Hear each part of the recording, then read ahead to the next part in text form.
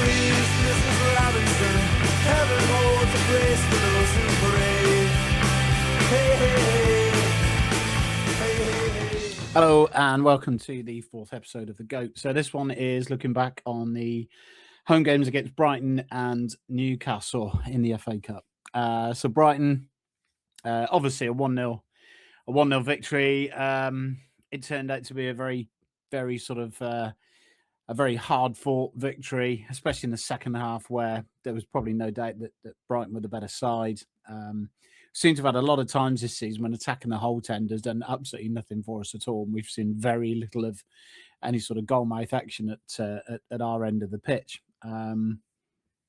Again, we look very disjointed, as you'd expect, with the heart of the midfield completely ripped out now, with obviously Kamara, Tielemans, and McGinn not there. Added to that was Matty Cash. The rumours have been going around since the Bournemouth game that he picked up an injury. Some were suggesting it was worse. I don't know what it is with Villa injuries, and I don't know if other clubs fans get this, but ours always seem to be worse than it. Never seems to be sort of he was just out for one game or anything like that. It always seemed to be worse than first diagnosed, or they're diagnosed as a small injury and then you're out for 6 weeks or something like that. Now apparently, Matty Cash's was a knee injury, but it was like a bruising. So he was out for, obviously he was out for the 2 games, that one and Newcastle. And supposedly he's back for Leeds. I hope he is. We absolutely need him there. But who knows these days? You just don't know. So yeah, with that midfield, with Cash out, you got four of your starters out. It's clearly going to be tough. It looks disjointed. The midfield just isn't sort of cohesive at all. We're not really creating a lot of chances, and yeah, we were under the cosh. Second half, another fantastic save from Emmy, kept a clean sheet, and it just came down to a set piece at the end. It was quite amusing to hear quite a lot of people moaning because obviously Tyrone went over to Leon Bailey before he took the corner, and everyone's like, "Oh, let's get on with it." But they'd come up with their little plan, and it worked. And I would say this, I mean, again, for me, the other night especially, it's a win is a win is a win. It doesn't matter at the moment in terms of performance that much. It's about getting victories and getting points. But by the same token, there does come a time when you've got to be playing at a reasonable sort of standard to win these games, because more often than not, you won't. Wednesday night went for us. Even after the goal, we were straight back on the back foot again, all the way through. Although I thought we negotiated injury time fairly well, but yeah, it turned out to be a very fragmented sort of game. But it was 3 points, so you take it and you move on. And then you moved on to yesterday in the FA Cup, and I suppose the older you get, the more you realise you got less chances of seeing actual silverware being won. And certainly with the FA Cup, there can't be too many people alive who saw it the last time. And we seem to find ingenious ways every year of either getting knocked out early or going all the way or nearly all the way and then spectacularly ballsing it up. Very much like last year, with probably what I think was the most embarrassing performance under Unai Emery. That was fucking shambolic at Wembley against Palace. But I find it staggering. I don't listen to a great deal of podcasts at all, but the one I really respect. I was amazed. They were coming up with sort of either or, sort of, would you take this or would you take this? And it just seems at the moment with modern day football that everybody is consumed by the accounts and by player time on the pitch. And now all I'm hearing after yesterday's result is, well, we've got weekends off and all this sort of bollocks. I'd like to think, like everyone else, that you'd want to try and win the FA Cup. And when I heard on a particular podcast that, a guy was saying, well, would you take 6th but winning the FA Cup, which would obviously mean no Champions League. And The answer was no, very definite no. Now, I don't know how I don't know how entitled we are after 30 years of not winning trophies that we could just dismiss the FA Cup on the grounds that, well, it's not going to be good enough to get in the Champions League. I find that staggering personally. I would rip someone's hand off to think that at the end of the season, John McGinn was at Wembley lifting the FA Cup and we'd finished sixth and we were still in Europe. We'd still be in the Europa League playing some good standard opposition. This holy grail that's got to be the Champions League all the time will be the death of us, because we end up getting in a competition which is great because you're going to get one or two absolutely plum ties, maybe one or two at home, one or two away. But it's not reachable for us. We're never going to win it. And to be honest, even if we look like we're going to win it, UEFA aren't going to want us, a club like us, to win it. They want Real Madrid and they want Barca and Bayern and teams like that to be fighting it out. PSG, Man City, all at the end, all scrapping it out like their own little Super League. We've got no chance of winning the current format of the Champions League. All it is just a revenue stream. And despite the fact that we've gone through a season of being in the Champions League and actually getting to the last 8, we're still in that position where we're miles behind because we haven't got an event stadium like Tottenham.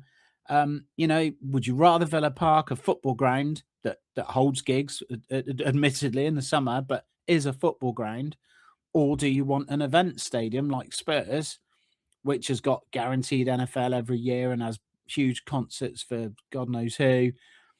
It's called an event stadium. Then they're not a football club anymore. They're an all-round event stadium. And it's no coincidence, really. Last year they finished 17th. This year they're 16th, and they're doing absolute shit. But they're still considered one of the Sky Six or the Revenue Six or the Cartel or whatever you want to call them. It's an absolute joke. They're considered up there with the big clubs when they're finishing just above the relegation spots. I don't want that personally. I'd rather we stayed at Villa Park. And if that means that we're just going to have to go through seasons with younger to mid-range players, and we're going to have to lose the likes of Morgan Rogers or whatever, at the end of the season, then so be it. Rather than chasing the unattainable dream of Champions League all the time.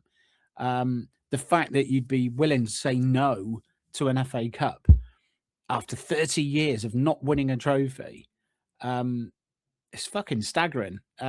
If we won trophies on the regular, and a bit like Man City, you look at their attendances, especially at the moment. They've been to Wembley so many times.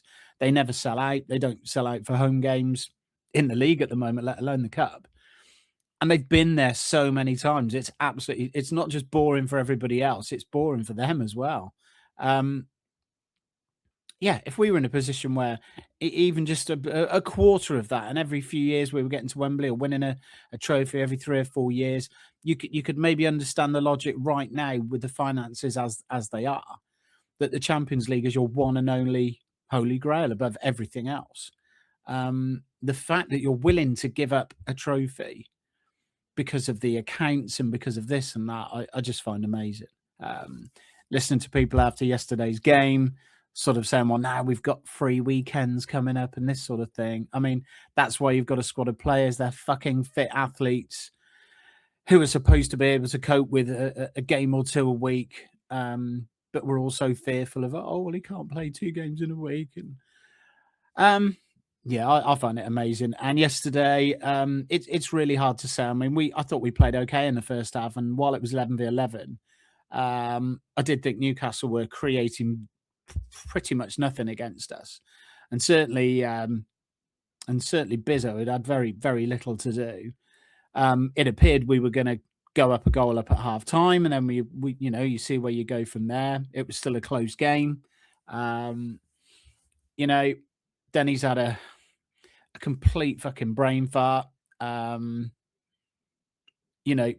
Bailey cannot go unnoticed in that as well. It was an absolutely appalling, pathetic attempt at a crossfield pass, which completely put us in the shit.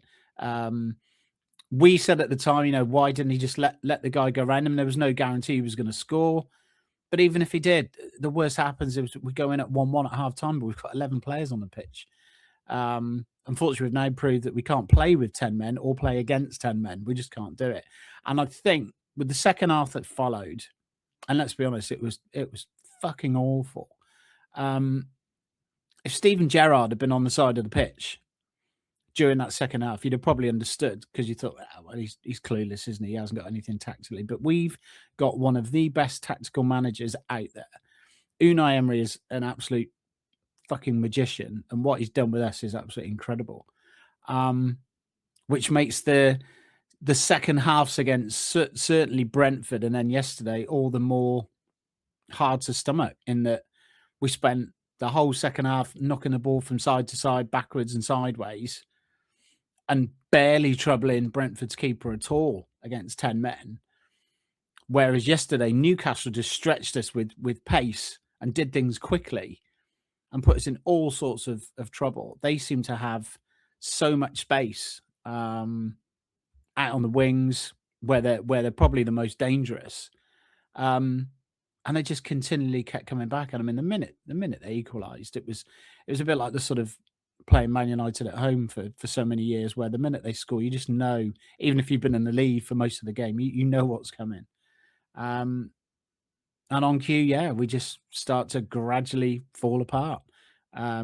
We had one little spell at 2-1 near the end where we had the ball up at the whole 10 for about 3 or 4 minutes. We got a few corners, and they scored literally off the back of that as well to make it 3. I think in the end, there was no doubt they deserved to win. And yeah, that's the FA Cup done for another year. But it seems like people are fairly happy with that they're thinking of the players' welfare and their fitness. And so we're going to have lots of 2 or 3 free weekends now. All our eggs are in the Europa League basket now as regards a trophy. I just hope, the one thing that came to mind was that I hope that if we go into the first game, was it March 12th or something like that?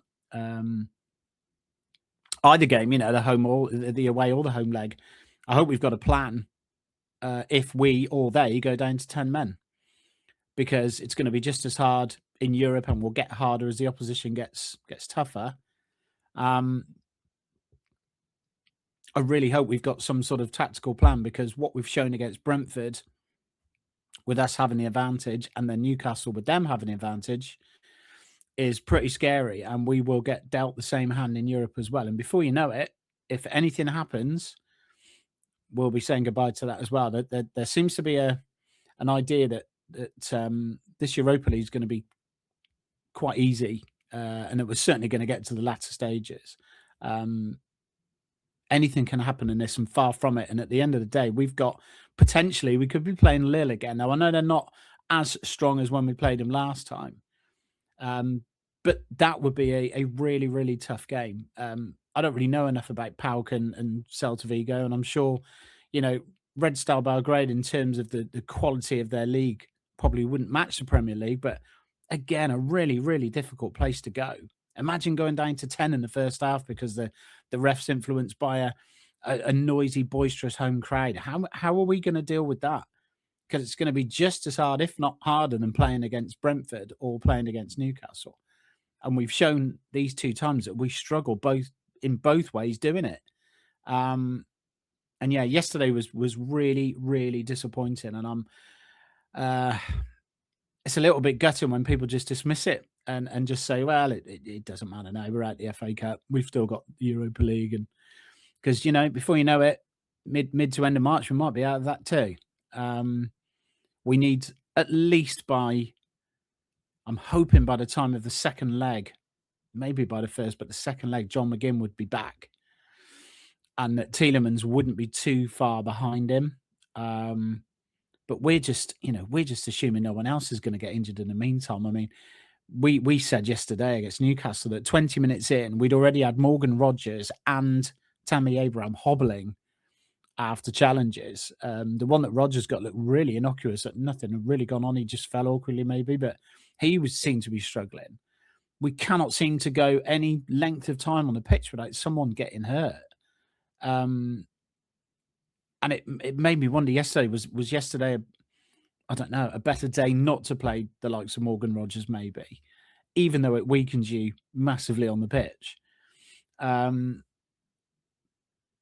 I don't know. I really don't know what the answer is, but certainly our midfield now, you know, with Luiz and Onana, I've got to be honest. I think when Onana's in there with Tielemans alongside him or Kamara, he can be really, really good for us. And obviously the criticism of him is that he just cannot stay fit he plays 5 games and he's out for 4 weeks. So he's never consistently in there. I think what the last few weeks has shown up is that we're clearly just trying to babysit him along without him getting injured, tired, or whatever else. And he's providing no value at all in that midfield. And Luiz, to be fair to him, he's chucked in. I wouldn't say he's new to it because he knows the sort of surroundings, but he's come back into the team after being away for a year and a half or whatever it is. I think he's done okay. I don't think he's done as badly as one or two people seem to think. What I can't understand is that he's almost doing it single-handedly because Onana, our 50 million record signing cheerleader, is just offering nothing alongside him at all. Nothing at all. So I'm not sure what the answer is there. So yeah, the midfield situation is going to be an issue certainly for the next few weeks. We're really just going to have to muddle our way through. And that'll bring us to Leeds. So we've got a week until Leeds next Saturday, a 3 o'clock Saturday kickoff.